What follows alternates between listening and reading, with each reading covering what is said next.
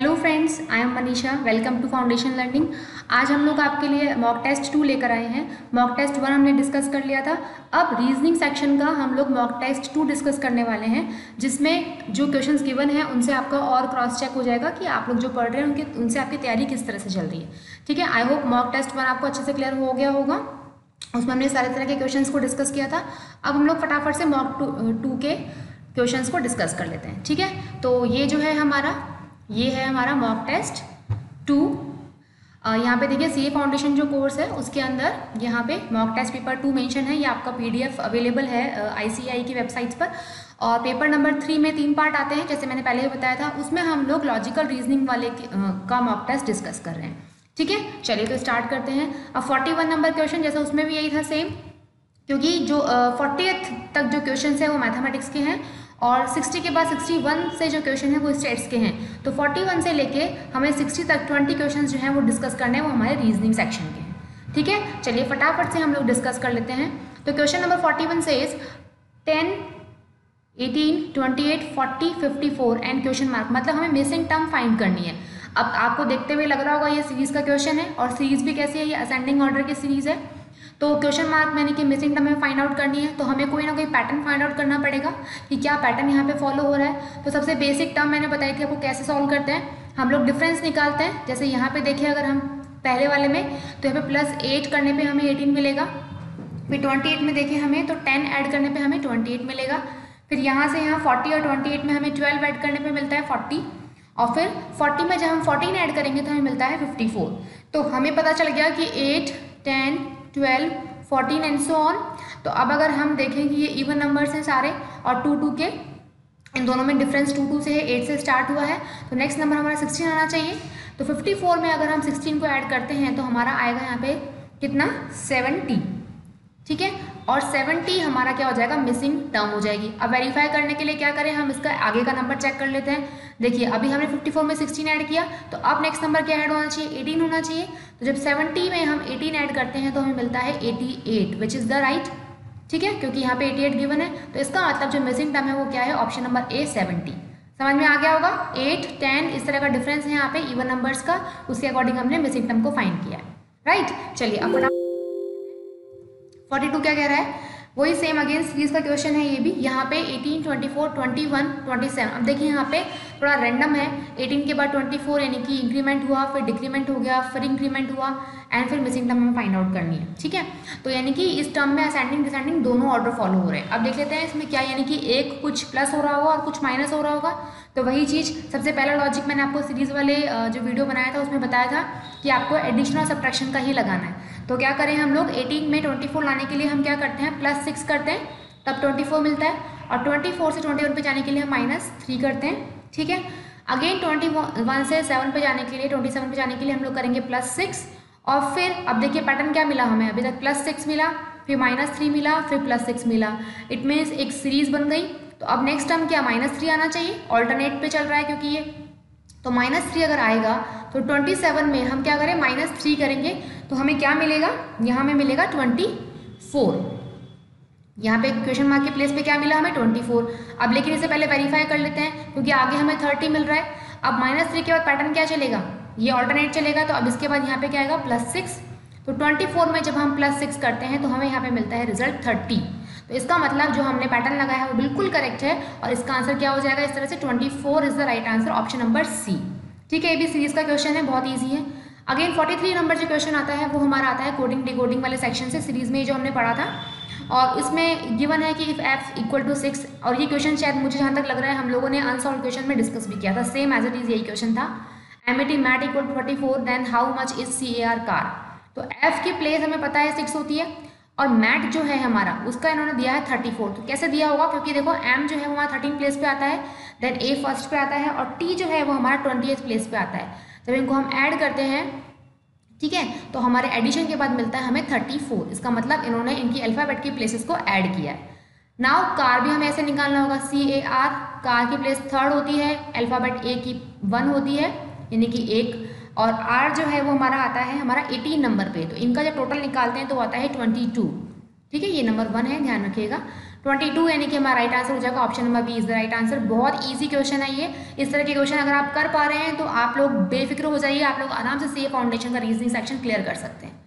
ठीक है, चलिए आगे 44 नंबर में क्या गिवन है, if in a certain language name is written as this then what is the code for mean. अब देखिए इनको कैसे सॉल्व करते हैं, NAME यानी कि n की जगह यहाँ पे 4 है तो 4 n को डिनोट कर रहा है, a जो है वो 2 से है रिप्लेस किया है, m को उन्होंने 5 से और e को उन्होंने 8 से डिनोट किया है।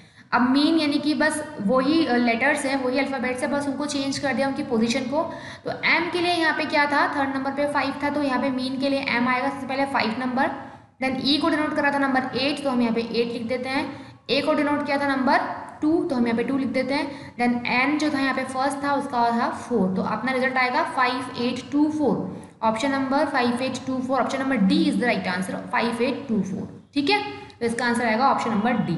राइट, कैसे करना है, सिर्फ प्लेसेस पे रख के उनकी वैल्यूज को फिर जो हमें रिजल्ट क्वेश्चन दिया है उसके अल्फाबेट को चेक करना है कि उसकी प्लेस किससे चेंज हो रही है और अप्लाई कर देना है। राइट, चलिए अब देखते हैं हम लोग 45 नंबर का जो क्वेश्चन है वो क्या कह रहा है, अगेन सीरीज का क्वेश्चन है ये भी। वही सबसे पहले अब देखिए यहाँ पे डिसेंडिंग सीरीज है यहाँ पे, क्योंकि जो वैल्यूज है वो गिर रही है, तो मतलब यहाँ पे क्या हुआ होगा, माइनस हुआ होगा। देखो यहाँ से यहाँ जाने के लिए -1 किया, फिर यहाँ पे जाने के लिए 51 48 में 3 का डिफरेंस है तो -3 किया, फिर यहाँ पे इन्होंने किया -5, फिर ये किया इन्होंने -9। अब ये एक्चुअली इन्होंने मेंशन नहीं किया है, लेकिन सीरीज में नेक्स्ट टर्म यहाँ पे कहीं भी क्वेश्चन मार्क तो नहीं है ना, तो इन्होंने क्या पूछा है, ऑड मैन आउट पूछा है एक तरह से।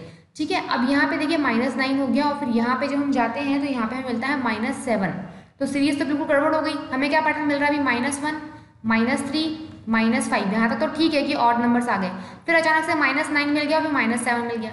अगर ये -7 -9 होता तो ठीक है, करेक्ट थी सीरीज, लेकिन ये गड़बड़ हो गया यहाँ पे। तो यहाँ पे क्या गड़बड़ हुआ, according to me 34 is the incorrect. क्यों, क्योंकि यहाँ पे 34 की जगह क्या आना चाहिए था, -7 करने पे आना चाहिए था। मतलब यहाँ पे क्या होना चाहिए, 43 में इन्होंने जब -9 किया तो इनको मिला 34, जो कि गड़बड़ है, क्योंकि होना क्या चाहिए था, 43 में से हमें -7 करना चाहिए था, तो हमें जो आंसर मिलता है वो मिलता है 36।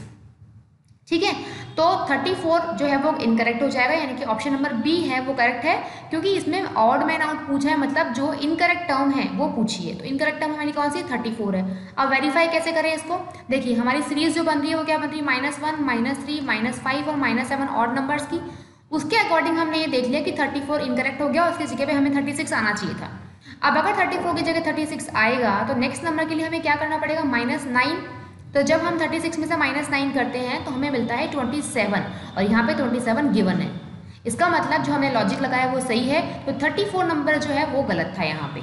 ठीक है, यहाँ पे आना क्या चाहिए, उसकी जगह पे 36 आना चाहिए। क्लियर हो गया होगा। चलिए अब देखिए 46 अगेन सीरीज का क्वेश्चन है, 1 4 9 16 24 25 36। आप लोग को दिख रहा होगा बहुत ईजी है, ये सब परफेक्ट स्क्वायर है सिवाय 24 के। 1 1 का स्क्वायर, 4 2 का, 3 का, ये 4 का स्क्वायर, फिर ये 5 का स्क्वायर, ये 6 का स्क्वायर, तो रिजल्ट क्या है, 24 परफेक्ट स्क्वायर नंबर है ही नहीं, तो हमारा क्या होगा, option number B is the right answer. 47 क्या कह रहा है, a man is facing east, ये किसका आ गया हमारा, ये आ गया हमारा डायरेक्शन टेस्ट का क्वेश्चन आ गया। ये डायरेक्शन में क्या करना था, मैंने बताया था डायग्राम ड्रा करना है आपको। अब देखिए मैन का फेस कहाँ पर, ईस्ट, तो ये हमारा इधर होता है ईस्ट, ये होता है वेस्ट, ये होता है नॉर्थ और ये होता है नीचे साउथ। तो मैन का फेस ईस्ट की तरफ है तो मतलब उसका फेस इस डायरेक्शन में है सॉरी, और वो टर्न कर रहा है लेफ्ट में। तो जब हमारा फेस ईस्ट में होगा तो आप लोग अपने आप को प्लेस कीजिए, जब हम लोग ईस्ट में फेस कर रहे हैं तो हमारा लेफ्ट कहाँ हो जाएगा, ऊपर, और राइट हमारा नीचे की तरफ हो जाएगा।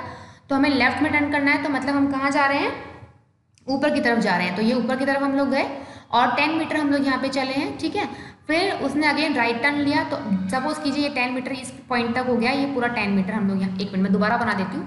देखो ये पॉइंट ई की तरफ फेस था इसका, और यहाँ से जब हम लोग चले हैं कहाँ पे, लेफ्ट में, यानी कि हम नॉर्थवार्ड चल रहे हैं, तो ये 10 मीटर डिस्टेंस इसने कवर कर ली। उसके बाद टर्न राइट। अब देखिए अगर हमारा फेस नॉर्थ में जा रहे हैं तो राइट हमारे राइट में होगा और लेफ्ट हमारे लेफ्ट में, क्योंकि जैसे अभी हम प्लेस्ड हैं, जैसे हम बैठे हैं अभी, वैसे ही हमारा अभी सिटिंग वैसे हमारी सिचुएशन सामने भी होगी। तो राइट में हम लोग जा रहे हैं कितना, 5 मीटर, ये हम लोग 5 मीटर आ गए। Then goes 5 metre to the south, फिर 5 मीटर हम लोग साउथ में चले, तो ये 5 मीटर हम लोग साउथ में आ गए again. And from there 5 metre to west, अब यहाँ से 5 मीटर हम लोग चले कहाँ पे, वेस्ट में, यानी कि हम इस पॉइंट में आ गए अभी। ठीक है, in which direction is to be from his original place, इसकी ओरिजिनल प्लेस से अभी कौन सी डायरेक्शन में है, यानी कि हमें जो इसकी ओरिजिनल प्लेस है ये वाली, यहाँ पे खड़े होकर देखना है कि अभी वो कौन सी डायरेक्शन में है। अभी उसकी डायरेक्शन, अभी हम लोग अगर यहाँ खड़े होते हैं तो हमारे नॉर्थ में आ रहा है, ठीक है, तो इसका मतलब वो कहाँ पर है, हमारे नॉर्थ में है। तो आंसर क्या आ जाएगा इसमें, आप option number C is the right answer कि हमारे ओरिजिनल से वो कहाँ पर है, नॉर्थ में। अगर क्वेश्चन में होता कि नाउ इन विच डायरेक्शन, मतलब उसका फेस अभी कौन सी डायरेक्शन में है, तो अभी उसका फेस कौन सी डायरेक्शन में है, वेस्ट में है, क्योंकि वो वेस्ट की तरफ देख रहा है। लेकिन उसने पूछा है ओरिजिनल प्लेस से, तो ओरिजिनल प्लेस से जब हम खड़े होंगे तो हमें उसका कहाँ पे दिखेगा, डायरेक्शन नॉर्थ वाइड, तो आंसर आ जाएगा इसका नॉर्थ। ठीक है, अब देखिए 48 क्या कह रहा है, red run 20 feet towards east, मतलब अगेन ये किसका सिटिंग अरेंजमेंट का क्वेश्चन है। 20 फीट टुवार्ड्स ईस्ट, हम लोग 20 फीट कहाँ पे जा रहे हैं, ईस्ट में जा रहा है, ये हम लोग चले गए 20, यानी कि रेड जा रहा है। ठीक है, फिर एंड टर्न्स टू राइट, अब राइट में हमारा राइट कहाँ होगा, नीचे की तरफ होगा, और हम लोग 10 फीट नीचे की तरफ बढ़ते हैं राइट में, ये हम लोग नीचे की तरफ बढ़ गए। And turns to right run 9 feet, again हमने अपने राइट में लिया। तो अब देखिए अगर हम ऊपर की तरफ होते हैं तो हमारा राइट इधर, लेफ्ट इधर होता है, यहाँ राइट यहाँ लेफ्ट होता है। लेकिन जब हम नीचे, ये कब होता है, जब हमारा डायरेक्शन ऊपर की तरफ होता है। जब नीचे की तरफ देखते हैं तो बिल्कुल अपोजिट कर दीजिए, यानी कि राइट हमारा इस तरफ हो जाएगा। तो अब यहाँ पे हम जा रहे हैं 9 feet and again turns to left, अब अगेन लेफ्ट टर्न लेना है, तो लेफ्ट टर्न के नीचे की तरफ आ जाएगा और हम चलेंगे 5 फीट, 5 फीट हम लोग चले गए अगेन। ठीक है, उसके बाद क्या बोला है, and then turns to left and runs 12 feet, अब हमने अगेन लेफ्ट टर्न लिया, तो लेफ्ट वही इस तरफ होगा जैसे पहले था, और इस तरफ अगर लेफ्ट टर्न होगा तो हम कितना चले यहाँ पे 12, तो ये हमने 12 फीट यहाँ तक चल लिए। And finally turns to left and runs 6 feet, अब अगेन लेफ्ट टर्न लिया और कहाँ तक चले, 6 फीट तक चले, मतलब सपोज यहाँ तक चले होंगे, यानी कि फाइनल वो यहाँ पे आके रुक गया। उसने स्टार्ट यहाँ से किया था और एंडिंग उसने यहाँ पे की, ये स्टार्ट है उसका और ये उसका एंड है रेड का। Now what direction is the red facing, कौन से डायरेक्शन में रेड का फेस होगा। तो अब यहाँ पे आके रुका है तो कौन से डायरेक्शन में फेस है, देखिए नॉर्थ में ही तो होगा, तो आंसर आ जाएगा इसका बी ऑप्शन नॉर्थ, राइट। तो अब चलते हैं हम लोग 49 नंबर के क्वेश्चन पे।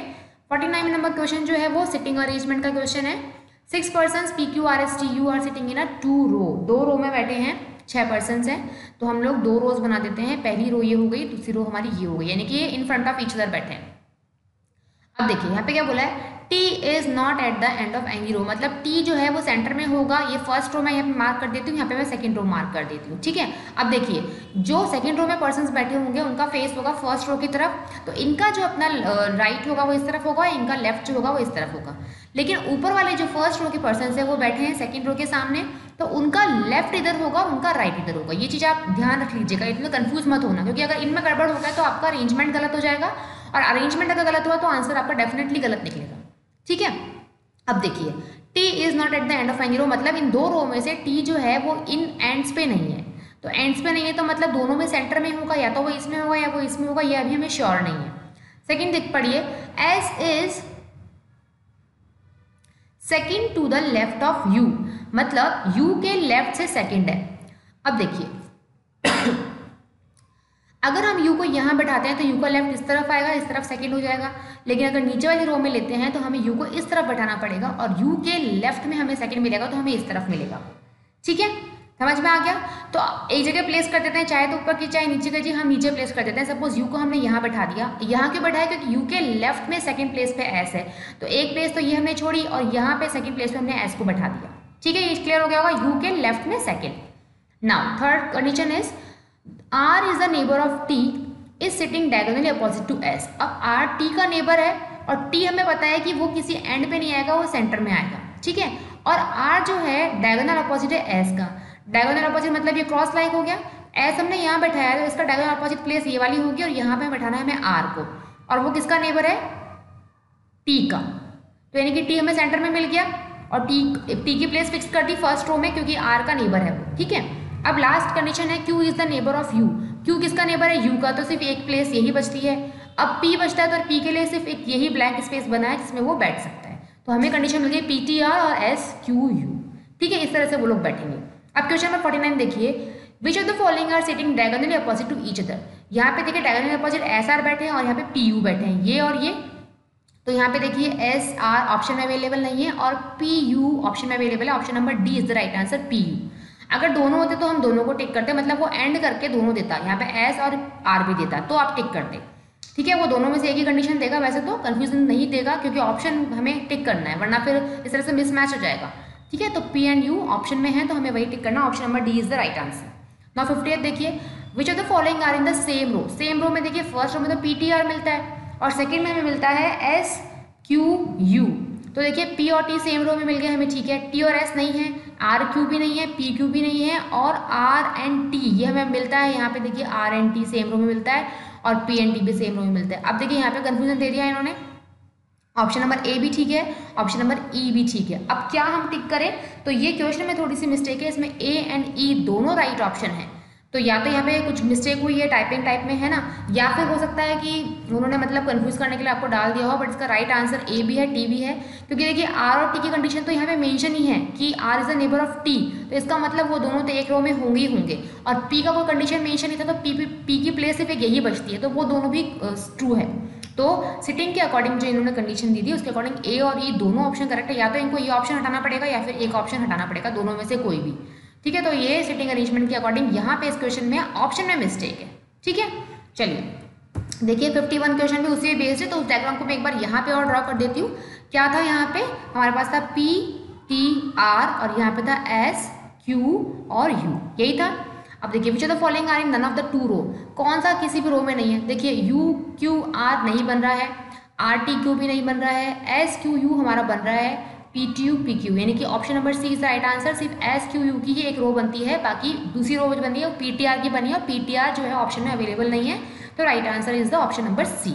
राइट, 51 देखिए, after interchanging seat with T, किसकी, अब देखिए क्वेश्चन थोड़ा क्लैरिफाई नहीं किया है, उन्होंने बोला है after interchanging seat with T who will be the neighbour of S in the new position. अब टी से इंटरचेंज किसकी करनी है सीट, हमें ये बताया नहीं है, लेकिन अब टी से इंटरचेंज हम यूं भी तो कर सकते हैं, हॉरिजॉन्टली जरूर हम वर्टिकली ही करें, तो ये मेंशन क्वेश्चन में क्लियरली नहीं किया है। लेकिन आगे क्या बोल दिया, who will be the neighbour of S, यानी कि अगर एस पे इफेक्ट कब आएगा, जब हम क्या करेंगे, क्यू से रिप्लेस करेंगे तभी तो आएगा ना। अगर हम पी और आर से इंटरचेंज करते हैं तो एस पे तो कोई इफेक्ट आएगा ही नहीं, इसका मतलब इंटरचेंज जो है हमारा क्यू के साथ हो रहा है। मतलब हम क्या करें, इंटरचेंज करके इस तरह से बना दे, पी क्यू आर हो जाए और एस टी यू हो जाए, तो क्या होगा, एस के नया नेबर कौन हो जाएगा, एस का नेबर तो ओनली टी ही रहेगा,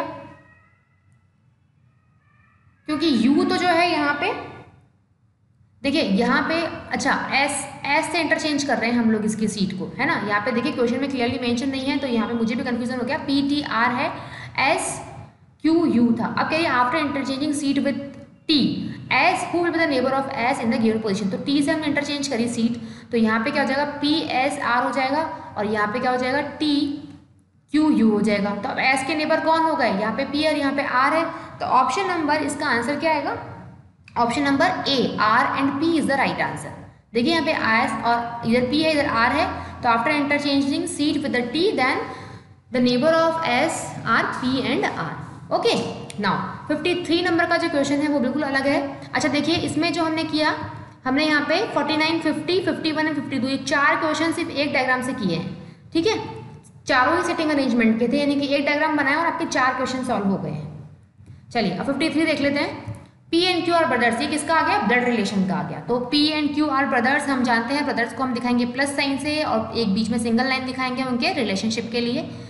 एस एंड आर सिस्टर्स हैं, ठीक है। P's son is S brother, यहाँ पे मैं एस और आर को सिस्टर बना देती हूँ, ये हमारी आर है, ये हमारी एस है, दोनों सिस्टर्स है।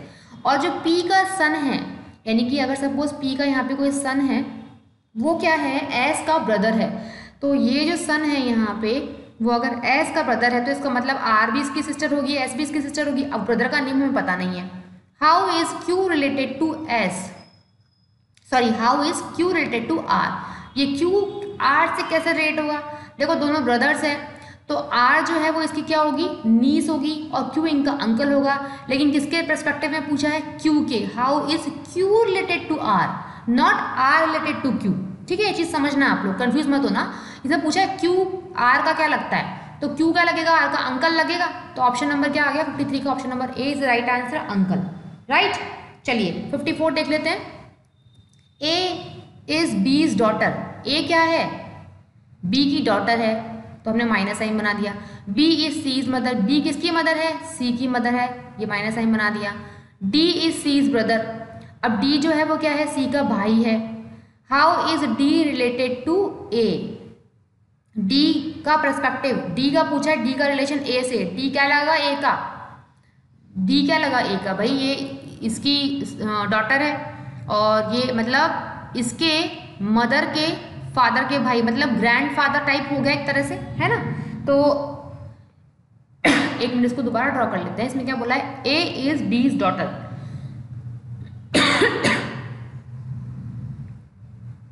यहाँ पे कुछ गड़बड़ हो गई है, देखो यहाँ पे क्या बोला है, ए इज बीज डॉटर, जो ए है हमारी वो बी की डॉटर है, राइट। फिर B is C is mother, B जो है वो सी की भी मदर है, यानी कि बी जो है वो मदर है किसकी, सी की। हमने उस टाइम पे बी को बना दिया, सी को मदर बना दिया, ठीक है। D is C is brother, और डी क्या है, सी का ब्रदर है, यहाँ पे हमने डी बना दिया, मतलब एक तरह से ये सिबलिंग हो गए तीनों, ठीक है। फिर पूछा है how is D related to A, अब डी जो है ए से कैसे रिलेटेड होगा, तो तीनों सिबलिंग हो गए, हमें पता है ये फीमेल है ये मेल है, तो मेल है तो सिबलिंग में ब्रदर होगा, तो आंसर क्या आ जाएगा हमारा, ऑप्शन नंबर बी ब्रदर। अब यहाँ पे सिस्टर क्यों नहीं आया आंसर, देखिए क्योंकि इसमें पूछा डी का रिलेशन ए से क्या है, तो डी हमारा भाई है। अगर पूछता है ए का रिलेशन डी से क्या है, तो ए उसकी बहन है, सिस्टर है। तो ध्यान रखिएगा किसके पर्सपेक्टिव में पूछा है वही आंसर देना है, how is D related to A, तो डी का क्या रिलेशन है, ए से ब्रदर का, राइट। तो option number B is the right answer. फिर देखिए 55 क्या कह रहा है, अगेन ये उसी का क्वेश्चन है, ब्लड रिलेशन का ही, A and B are brothers, तो अगेन हमने यहाँ पे ए एंड बी ब्रदर्स बना दिए, दोनों भाई भाई हैं, तो प्लस साइन लगा दिया। E is the daughter of F and F is the wife of B, F जो है हमारी किसकी वाइफ है, बी की वाइफ है, और जो ई है वो क्या है, इन दोनों की डॉटर है, यहाँ पे हम डॉटर बना देते हैं दोनों की।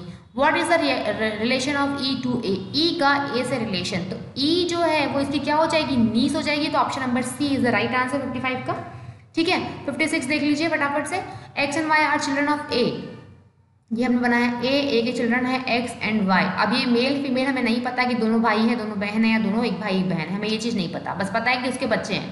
फिर क्या बोला है, A is the father of X, A जो है फादर है यानी कि इसका जेंडर हमें पता चल गया, of x, but why is not his सन। अब इसने कहा है कि एक्स का ये फादर है बट वाई उसका सन नहीं है, तो वाई उसकी सिस्टर भी तो हो सकती है ना, ठीक है। How is Y related to A, तो वाई क्या होगी उसकी सिस्टर होगी, सॉरी डॉटर, सिस्टर नहीं सॉरी डॉटर होगी, क्योंकि देखिए यहाँ पे क्या बोला है, एक्स जो है उसका मतलब एक्स का फादर ए है बट वाई उसका बेटा नहीं है, Y is not his son ये मेंशन है, तो वाई उसकी डॉटर हो सकती है। भाई पहले लाइन मेंशन किया है कि दोनों चिल्ड्रन है, अब चिल्ड्रन है और बोला है यहाँ पे कि वाई उसका सन नहीं है, तो वो रिमेनिंग क्या बचा, डॉटर बची, ठीक है। तो यहाँ पे ऑप्शन नंबर डी आएगा कि डॉटर होगी वो उसकी, वाई उसकी। 56 का आंसर क्या आएगा, डी ऑप्शन। और ऐसा क्वेश्चन मुझे ध्यान है कि हम लोगों ने जब इसके अनसॉल्व क्वेश्चन किए थे ब्लड रिलेशन के, जो हमने वीडियो डिस्कस किया है उसमें, वहाँ भी मैंने आपको सेम क्वेश्चन कराया हुआ है, तो आप वहाँ से भी वेरीफाई कर सकते हैं, ठीक है। चलिए आगे देखते हैं 57 नंबर का। अच्छा 57 नंबर आपको देखने पे लग रहा हो क्या है, स्टेटमेंट कंक्लूजन, सिलॉग जो हमने पढ़ा था सिलॉजिज्म, ये उसी का क्वेश्चन है, ठीक है। तो आप देखिए इसमें डायग्राम बनाना है हमें। फर्स्ट स्टेटमेंट क्या बोल रहे हैं, केयरफुली रीड कीजिएगा, ऑल पेन्स आर कप, तो हमने बनाया ऑल पेन, ये क्या है, हमारे सारे पेन हमारे कप है, तो ऑल का इस तरह से बनता है, आप लोग को याद होगा अगर आप लोगों ने वो चैप्टर नहीं पढ़ा है तो। और प्लीज़ मेरे आपसे रिक्वेस्ट है कि सिलॉग के क्वेश्चंस करने से पहले हम लोगों ने सिलॉग के 3 वीडियोस बनाए हैं, प्लीज़ उनको केयरफुली पढ़िए, अच्छे से समझिए, उसके बाद ही आप ये क्वेश्चन कर सकते हैं, अदरवाइज आपको कन्फ्यूजन एंड तक बना रहेगा सिलॉग में, क्योंकि कैसे बनते हैं कैसे कंक्लूजन निकलता है आप लोग बिल्कुल कंफ्यूज हो जाओगे। सिलॉग थोड़ा सा टिपिकल चैप्टर है, इसलिए प्लीज़ वो केयरफुली पढ़ के ही कीजिए, और सिलॉग में से 2 क्वेश्चन डेफिनेटली आप लोग के आने वाले हैं, तो उसको करके ही जाइए, क्योंकि मैं नहीं चाहती कि जो क्वेश्चन हमने पढ़ लिए हैं वो आप स्किप करके जाएं, ठीक है। देखिए नेक्स्ट स्टेटमेंट क्या है, ऑल कप्स आर बाउल्स, जितने भी कप्स है वो क्या है हमारे बाउल्स है, तो इसके बाहर आउटर में हमने बाउल्स बना दिए। अब देखिए कंक्लूजन क्या है, all pens are bowls, all pens are bowl, बिल्कुल ट्रू कंक्लूजन है।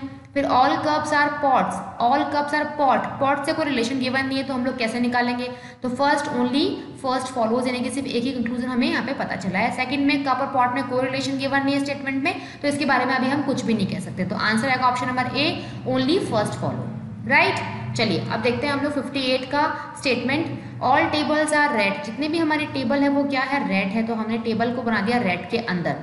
सम रेड्स आर चेयर, और सम रेड जो है वो क्या है हमारी चेयर है, ये हो गया। अब देखिए कंक्लूजन क्या है, ऑल रेड्स आर टेबल, बिल्कुल नहीं, ऑल रेड नहीं है, सम रेड जरूर टेबल है लेकिन ऑल नहीं है, हमको दिख रहा है। सम चेयर्स आर नॉट रेड्स, बिल्कुल ये वाला पोर्शन जो है चेयर का वो रेड नहीं है, तो ये बिल्कुल ट्रू है, तो इसका आंसर आएगा option number B, only second follows, right. चलिए अब देखते हैं 59 एंड 60, 2 लास्ट क्वेश्चन बचे हैं। सम कैट्स आर किटन, ये हमने बना दी सम कैट और ये हमने बना दी इधर कैट किटन। सम का ये डायग्राम बनता है, ऑल रेट्स आर किटन, जितने भी रेट है वो भी किटन, तो इसके अंदर हमने रेट बना दी है। ठीक है, अब देखिए सम कैट्स आर रेट्स, अब सम कैट्स आर रेट्स वो हो भी सकते हैं और नहीं भी हो सकते। ठीक है, यहाँ पे देखिए हो भी सकते हैं नहीं भी हो सकते, दोनों बातें। फिर सम रेट्स आर कैट्स, ये भी अगर ये ट्रू होगा तो ये भी ट्रू होगा, तो हम इन दोनों के बारे में क्या कह सकते हैं, मतलब हम श्योर नहीं है। अगर हम डायरेक्टली देखें तो डायरेक्टली कैट और रेट में कोई रिलेशन नहीं है, तो इसके केस में जब डायरेक्टली हमें कोई रिलेशन नहीं मिल रहा है, ठीक है, देखिए अब देखो यहाँ पे फर्स्ट और सेकंड के तो दोनों गलत हो गए, क्योंकि हमें दोनों के बारे में हम डेफिनेट ट्रू किसी के बारे में नहीं है, बोथ नहीं हो सकता। ठीक है, अब देखिए या तो बचता है आइदर और नाइदर और। ठीक है, बोथ इसलिए नहीं हो सकता क्योंकि दोनों का डायरेक्ट रिलेशन गिवन नहीं है। अगर यहाँ पे कैट और रेट में कोई डायरेक्ट रिलेशन होता तो हम बोथ पे टिक कर देते, लेकिन जब तक डायरेक्ट रिलेशन नहीं है तो हम श्योरली नहीं कह सकते। अब देखिए पहले आइदर और पे आइए। अगर हम आइदर की बात करें कि आइदर फर्स्ट और सेकंड फॉलोज, तो देखिए आइदर का मतलब है कि या तो ये सही है या तो ये सही है, लेकिन स्टेटमेंट ऐसे हैं कि अगर ये सही होगा तो डेफिनेटली ये भी सही होगा, तो आइदर और तो यहाँ पे हो ही नहीं सकता। अब क्योंकि इस कैट और रेट में डायरेक्टली रिलेशन गिवन नहीं है तो हम यहाँ पर टिक करेंगे neither first nor second follows, क्योंकि डायग्राम से हमें ना तो कोई भी कैट रेट दिख रही है ना कोई कैट रेट हमें कैट दिख रहा है, तो आंसर आएगा option number D, neither first nor second follows. ठीक है, क्लियर हो गया होगा। नाउ क्वेश्चन नंबर 60, स्टेटमेंट है सम चेयर्स आर कैप, ये हमने चेयर बना दी CH से और कैप को बना दी हमने CP से। नो कैप इज रेड, कोई भी कैप जो है क्रॉस लगा दिया वो क्या है, रेड नहीं है। ठीक है, अब देखिए सम कैप्स आर चेयर, ये हमें दिख रहा है, ये स्टेटमेंट ट्रू है हमारा। नो चेयर इज रेड, अब चेयर और रेड का कोई रिलेशन नहीं गिवन, तो इसके बारे में अभी हम कुछ भी नहीं कह सकते। ठीक है, ठीक है, इसके बारे में अभी हम कुछ भी नहीं कह सकते हैं, तो हमें जो डेफिनेट आंसर मिला है वो मिला है ऑप्शन नंबर फर्स्ट। इसका मतलब हम कहेंगे ऑप्शन ओनली फर्स्ट फॉलोज, क्योंकि इसके बारे में डायरेक्ट रिलेशन गिवन नहीं है तो हम अपनी तरफ से कुछ भी ऐड नहीं कर सकते, तो आंसर आएगा ओनली फर्स्ट फॉलोज। ठीक है, तो ये टोटल 60 क्वेश्चंस आपके हो गए हैं। ये वाला मॉक कंपैरेटिव मॉक 1 से थोड़ा इजी लगा मुझे, बाकी आप लोग अपना जजमेंट खुद कीजिएगा और बताइएगा कमेंट करके कि आप लोगों के कितने क्वेश्चन सही हुए हैं और जो पढ़ाया वो आपको हेल्पफुल हो रहा है नहीं हो रहा है। मॉक टेस्ट 2 हम लोगों ने डिस्कस किया ताकि आपकी प्रैक्टिस जो है वो आप और अच्छे से चेक कर सकें कि आप लोगों ने कितना कवर कर लिया है और कितना आपको रिमेनिंग अभी और देखना है। ठीक है, तो आप लोग प्लीज़ कमेंट करके बताइएगा कि कितने क्वेश्चन आउट ऑफ 20 में से आपके कितने करेक्ट गए हैं, ये वीडियो आपके लिए कितना हेल्पफुल रहा है। और अगर आपको ये वीडियो पसंद आता है तो प्लीज़ हमारे चैनल को लाइक शेयर एंड सब्सक्राइब करना मत भूलिएगा। Thank you very much and all the best for your exam.